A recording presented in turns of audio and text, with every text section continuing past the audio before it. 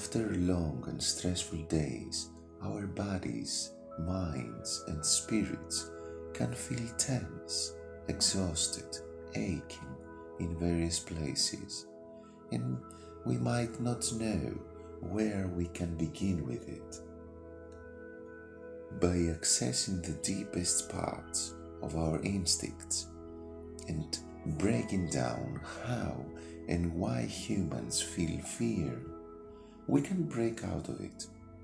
Our body knows how to do that.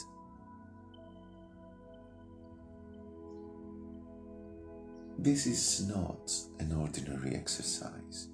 This is a special practice if you are feeling irritable, cagey, ragey, helpless, frustrated, spacey, foggy, or disconnected from your body and mind.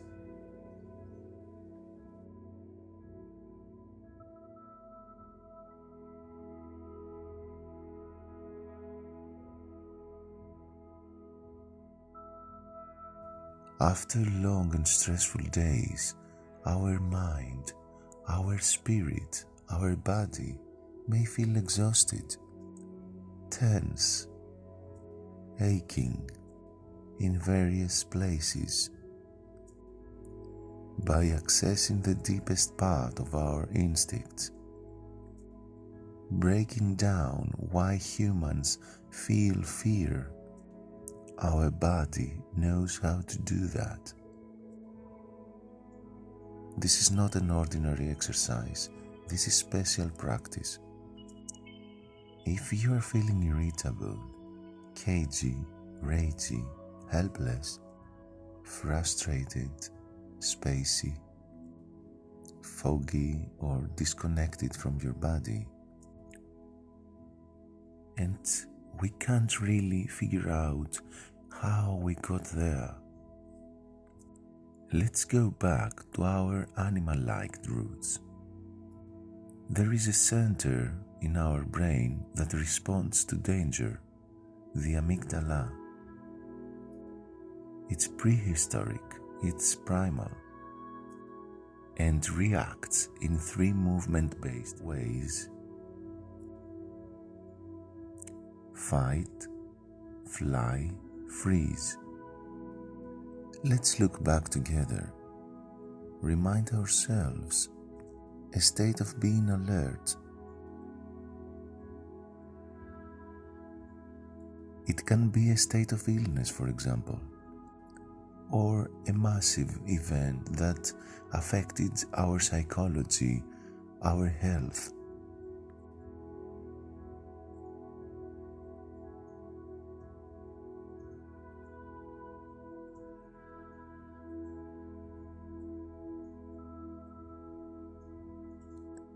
Now, let's explore how was the state of our body that time that we were facing this difficulty. How was our reaction? We may were in a state that we didn't have any tools to fight. We may also didn't have any ways of running away from it, means to fly. In this occasion, we have left only one option: to freeze. In nature, that would mean play dead. In nature, these freeze states don't usually last for a long time. For example, if we see a rabbit in front of our headlights during the night on the road, once we turn them off, the rabbit runs away. We may recognize ourselves now facing a similar situation where our body chose freeze instead of fight or fly. This can be in many occasions, in everyday life or in some more special ones, such as illness or a massive threat, maybe. Well, this experience may stay in our memory, and when we face something similar in the future, our body reacts the same way, freeze. So, we may need to pass the signal to our amygdala that this similar state is not the same, and we don't need to freeze again. This technique now can help us to make our amygdala detach from this unpleasant memory that leads directly to freeze every time we face something similar, where we can be aware of it or not. The reaction is there. We freeze and we don't realize why.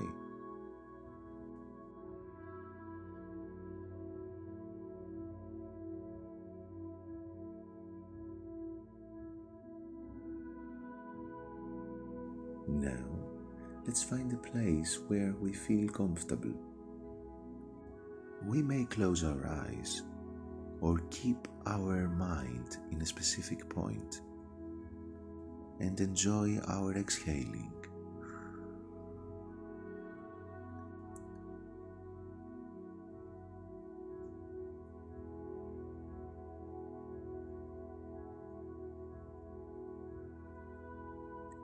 Now, we can scan our body by thinking of the state of our head, the top of it, our neck,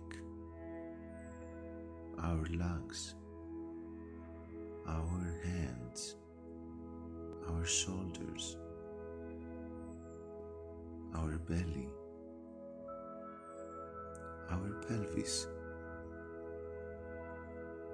our legs, our feet, our knees. We scan all the parts of our body in order to discover any places where unpleasant feelings stay, where there is a knot, there is a complex that needs to be solved.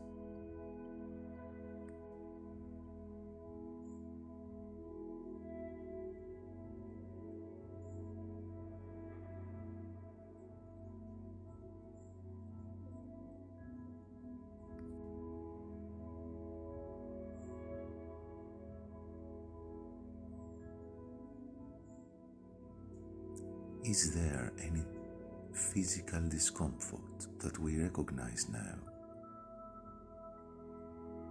We can focus on this spot that this discomfort leaves. Maybe a stiff neck or a tight chest, a knot in our stomach, pain in our knees. Now we can tell ourselves out loud or inside us with our thoughts, I feel, and then add what we feel in the spot of discomfort. I feel,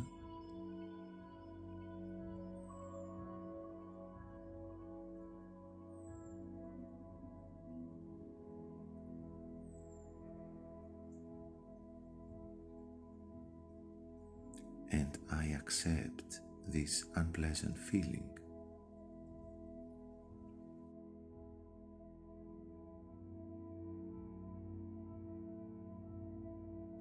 We can try again.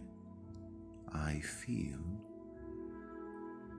and I accept this unpleasant feeling, I make a huge hug with it.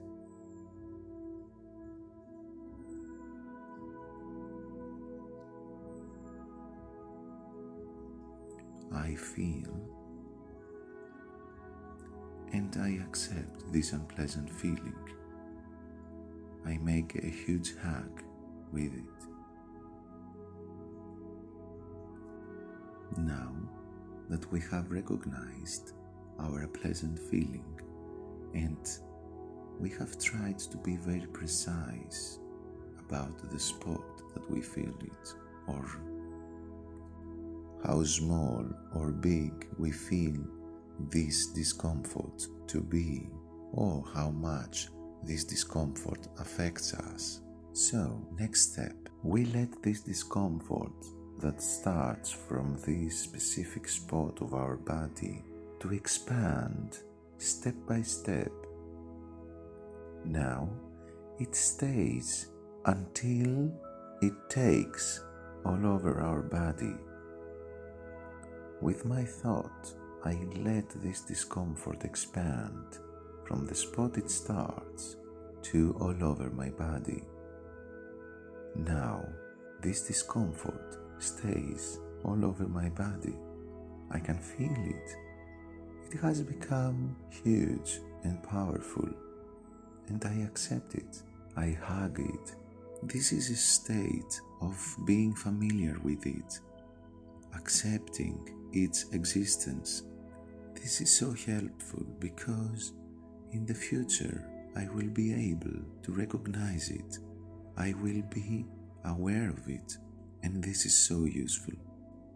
Now that this discomfort has become larger, my body really feels to react.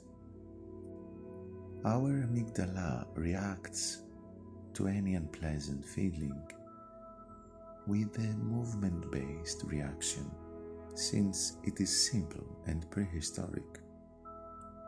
So, next step, our body needs to react to this unpleasant feeling through a movement. This body-based reaction, non-verbal, can include the voice production, but not verbal. Following our instinct, we help our body react in this way. This reaction can be from a simple stretch to a whole automatic choreography, for example. Can be anything that it's movement-based, including voice expression, but non-verbal. Jumping up, flapping around, screaming, kicking legs, running. I just follow my instinct.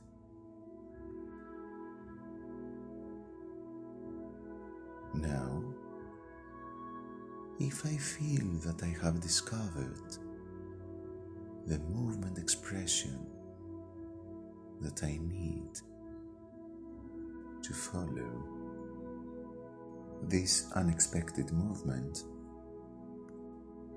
I just explore now where this movement leads me. I follow it by instinct. I am trying really to express myself.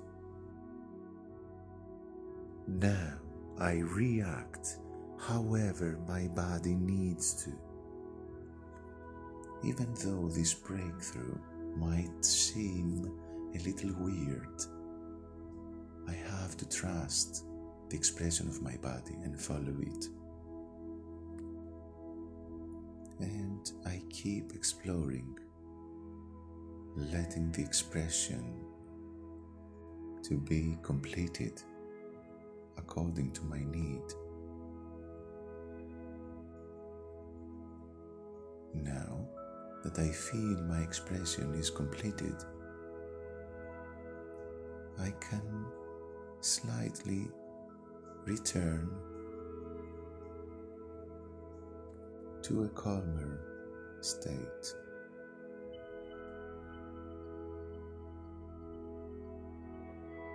I calm down and I lead myself to a self-reflection state.